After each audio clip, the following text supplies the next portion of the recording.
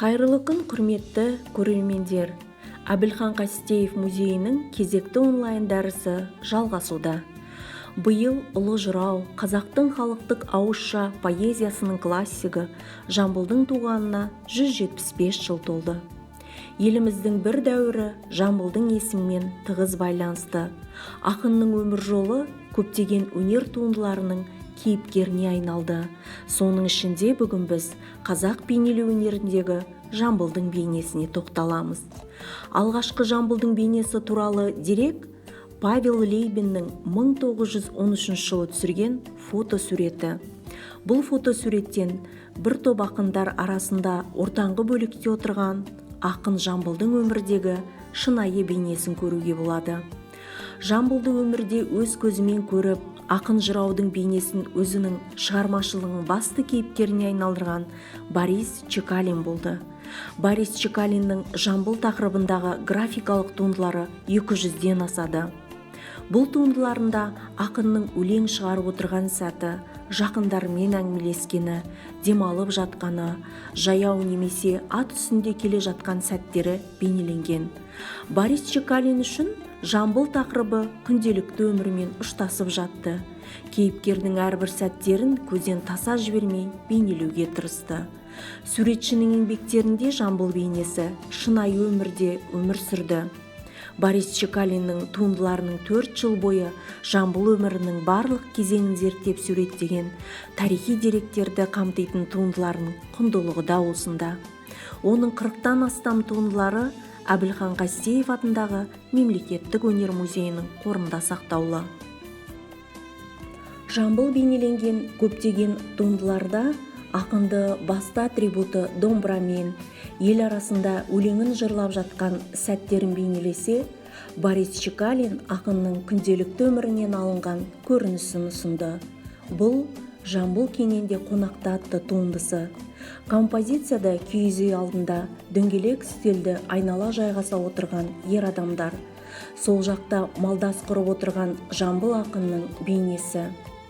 Суретші кейіпкерлерін кең жазық далада, жайлауда орналастырған. Самаурын жанындағы ақ кимешектегі әйел, табиғаттың көк майса шөп жамылған көркем кезеңі, осының барлығы қонақжайлылықтың жайма шуақ сәтін көрсеткендей. Борис Чекалиннің Жамбыл тақырыбындағы еңбектерін ұлы жыраудың өмір жолын баяндайтын кең көлемді монография десек те болады. Назарларыңызда Әбілхан Қастеевтің 1937 жылы жазған халық ақыны Жамбылдың портреті атты туындысы. Әбілхан Қастеев Жамбыл тақырыбына бірнеше рет тоқталып, ақынға арнап ондаған туындылар жазды. Солардың ішінде Жамбылдың кескіндемелік портреті айрықша орын алады. Әбілхан Қастеев Жамбылмен жақын таныс болған кісі. Ақынның үйінде талай рет болып, оған көптеген суреттерін арнаған. Мына портретте суретші ақ сақалды, қария Жамбылды киіз үй ішінде бейнелеген. Ақынның домбыра ұстаған қолдарынан жігерлі ырғақ айқын байқалады. Жамбыл көрерменге тік қарамай, сол жағына қараған кейпінде отыр. Суретші үстіндегі шапанын малдас құрып отырған ақынның икеміне қарай бүрмеленген мата қыртыстарын шеберлікпен көрсеткен. Еденде төселген ою-өрнекті кілем, сандықтың үстіндегі тізбектеліп жиналған гүлді көрпеше, бәрі де бір-біріне үйлесімді ырғақ тапқан. Әбілхан Қастеев ақынның өлеңін шығарып отырған шабытты сәтін дәл жеткізе алған.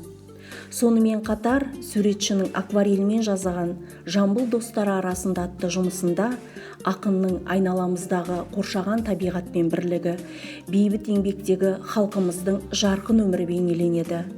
Сол жақ бөлікте кілем үстінде отырған Жамбылдың бейнесі. Дөңгеленген үстелді жағалап отырған ер азаматтар Жамбыл ақынды мұқият тыңдауда. Дала кеңістігі, ақ киіз үй, жұмсақ түстердің үйлесімділігі Жамбылдың достар арасындағы бір мамыражай сәтті көрсеткендей. Ақынды адамдармен қарым-қатынаста көрсету арқылы суретшінің негізгі айтатын ойы ол Жамбыл халықтың ойын, арманын жырлаушы, халықтың адамы дегенді жеткізуде. Әбілхан Қастеев Жамбылды қанша рет бейнелесе, сонша рет бірін-бірі қайталамайтын келбет жасады. Ол өткен еңбектерін қайталамау үшін ақынның психологиялық ішкі жан дүниесінің алуан қырын аша білген. 1938 жылы ақынның шығармашылық еңбегінің 75 жылдығына орай Мәскеу мен Алматыда тұңғыш рет Жамбылдың өлеңдері мен поэмаларының жинақтары басылып шықты. Мәскеуден жарық көрген өлеңдер мен поэмалар кітабына мәскеулік график суретші Петров өзгеше фронтиспис жасады. Сол жылдардан бастап ақынның бейнесін ашатын көптеген жаңа туындылар жарық көре бастады. 1983 жылы Әбілхан Қастеев атындағы өнер музейіне Украинаның Сума қаласына жолдаған Жамбылдың 1939 және 1940 жылы акварельмен жазылған 2 портреті келіп түсті. Авторы Николай Ягодкин. 2 шығармаға да суреттің келісті салынуы, бояу бедерінің нәзіктілігі, әрбір ұсақ деген детальдардың ұқыптылықпен жүргізілуі тән. 2 акварельден де Жамбылдың көзі тірі кезіндегі бейнесі айқын аңғарылады. Сібірден Алматыға келген Александр Закваряшиннің Жамбыл тақырыбындағы жұмысы ерекше. Бейненің ауқымдылығы, түстің қарама-қарсылығы Жамбылдың кейпіне өткірлік, тіпті бір шама мысқылы үйрегендей. Қылқалам шеберлерінің Жамбылдың бейнесін жазуда бір-біріне ұқсас жанрмен, техникалық әдіспен салса да, әр суретші өзіндік шешіммен ерекшеленеді. Суретшілер өздерінің туындыларында ақынның күрделі бейнесін сомдай отырып, жас мөлшерін, азаматтық ой мақсатын, ақылды қарттың сабырлы кейпін дәл беруге күш салды.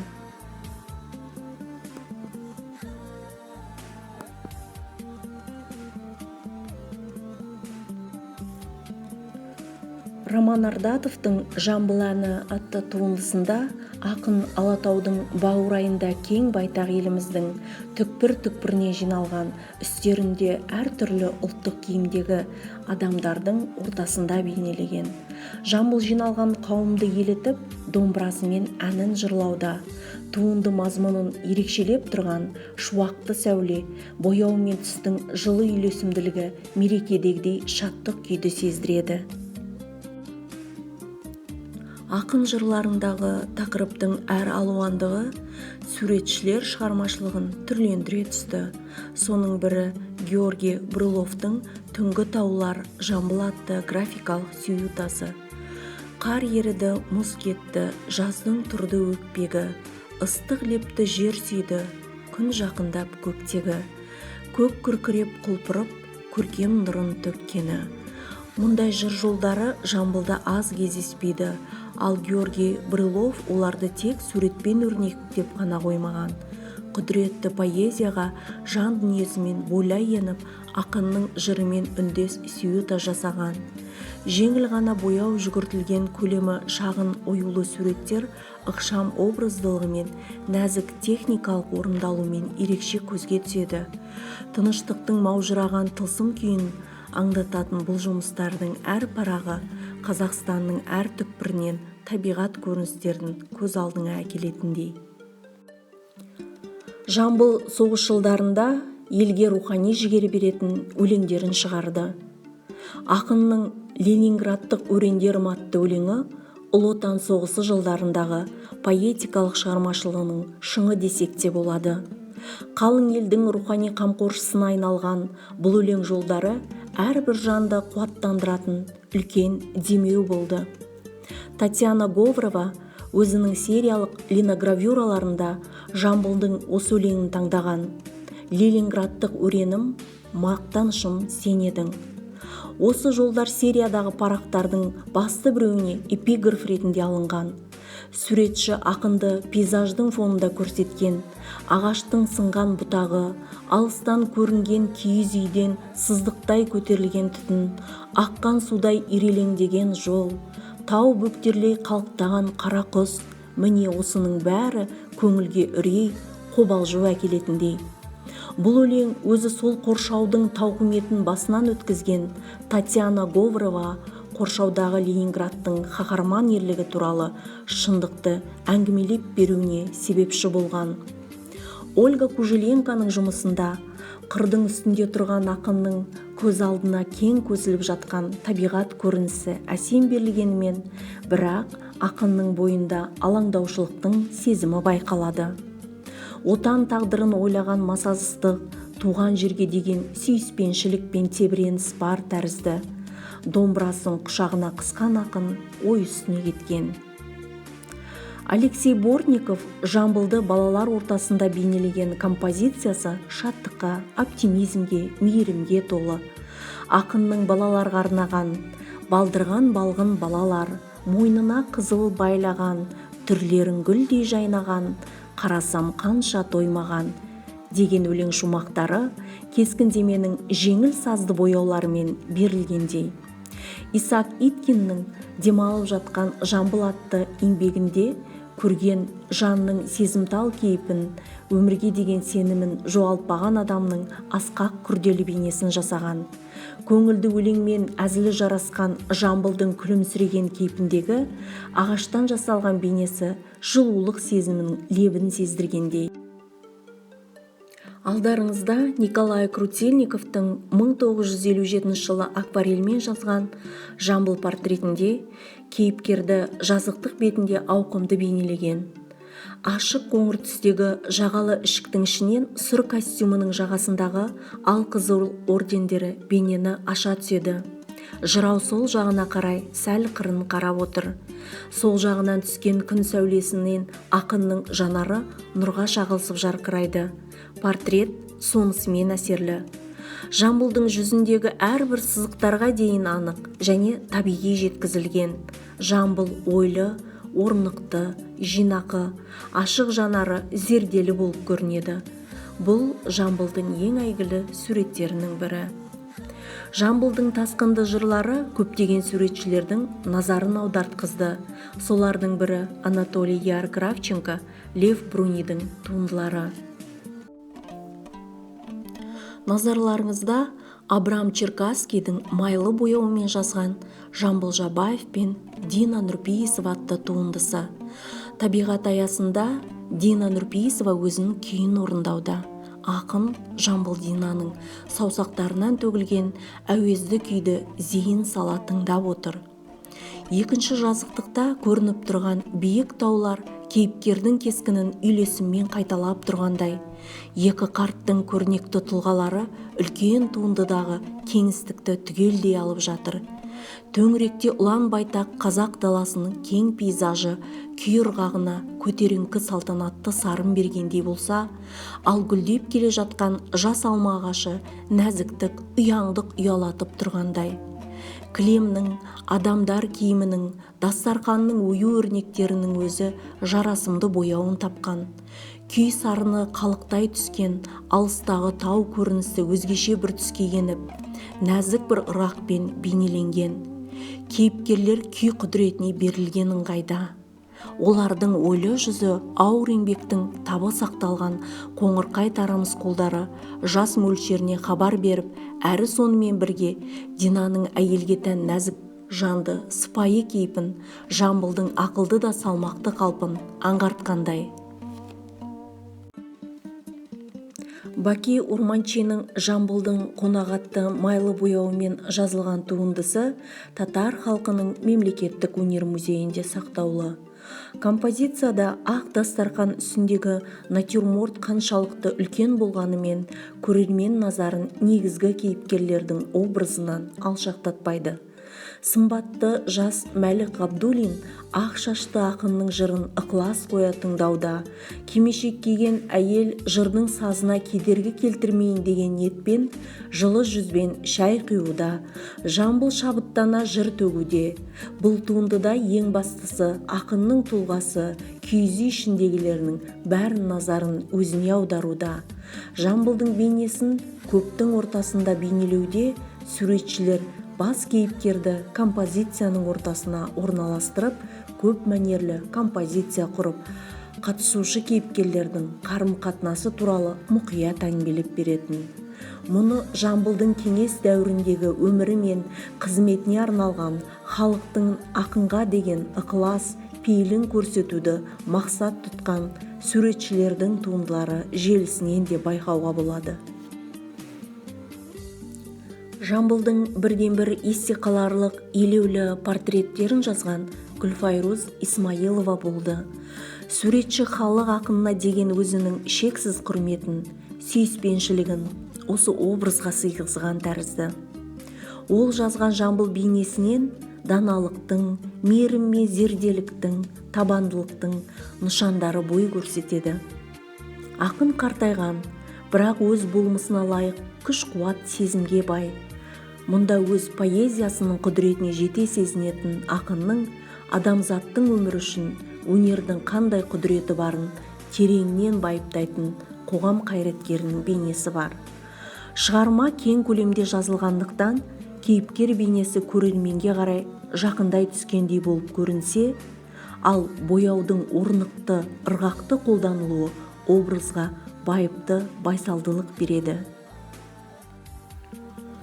Қазақстанның мүсін өнерінің негізін қалаушы Хакімжан Наурызбаев Жамбылдың балалық шағынан бастап қартайған күніне дейінгі аралықтағы бүкіл өмірін қамтыған ерекше 10-нан астам туындысын жарыққа шығарды.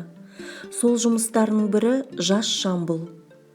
Бұл еңбегінің бір өзгешілігі мұнда ол кейіпкерін жалаң аяқ дала кезіп, домбырасына қосылып ән салып келе жатқан бала ақынды тұтас тұлғасымен көрсеткен.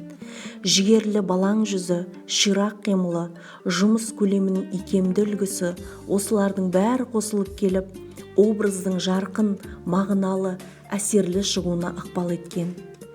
Мәрмерден жасалған Жамбылдың бейнесі нанымды бейнеленген.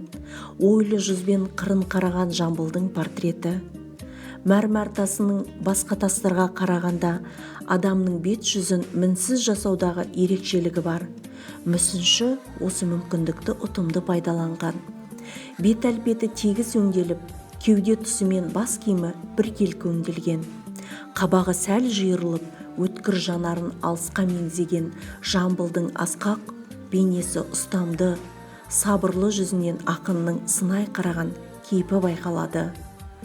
Жамбыл бейнесін жазған қылқалам шеберлері оның өмірінің кең танылған, даңқ әлемге жайылған соңғы 10 жылын көбірек қамти отырып, бірде оны көтеріңкі көңілде кейіпте, бірде аса ұстамды, ойлы қалыпта бейнелейді. Ақын қай кезде болмасын адамдар арасында, небесе табиғат аясында көрінеді.